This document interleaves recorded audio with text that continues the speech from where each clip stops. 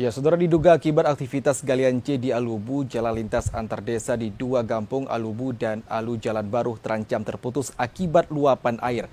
Selain badan jalan yang rusak parah, puluhan hektar tanaman padi warga juga ikut terdampak. Beginilah terlihat sejumlah warga memperlihatkan kondisi badan jalan yang rusak parah akibat tergerus air luapan drainase. Kondisi ini sudah lama terjadi dan sudah dilaporkan ke pihak kecamatan, namun belum ada perbaikan.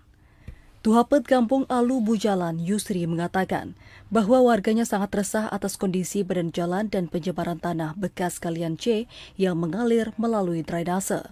Akibat kondisi ini, para petani yang berada di sekitar parit tersebut terkena imbas pasir sehingga tanaman warga mengalami gagal panen. Warga menambahkan bahwa mereka tidak keberatan dengan keberadaan galian C, namun pemerintah harus membuat saluran air yang mengalir ke laut agar air tidak meluap ke pemukiman warga. Warga juga harus ekstra hati-hati saat melintasi jalan di kawasan tersebut. Selain nyaris putus, badan jalan juga berlubang dipenuhi lumpur bekas luapan galian C tersebut. Banyak kali tanah yang menimbun di di parit ini diakibatkan oleh galian C.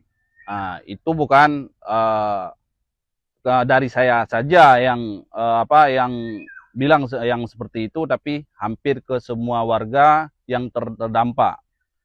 Jadi harapan kami di sini untuk yang pertama sekali akibat itu yang terdampak pertama lahan sawah yang udah sekian banyak juga yang tidak bisa digunakan lagi diakibatkan meluapnya air.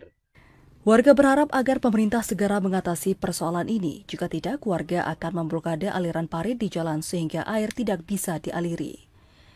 Dari Aceh Timur, Said Maulana, TVRI melaporkan.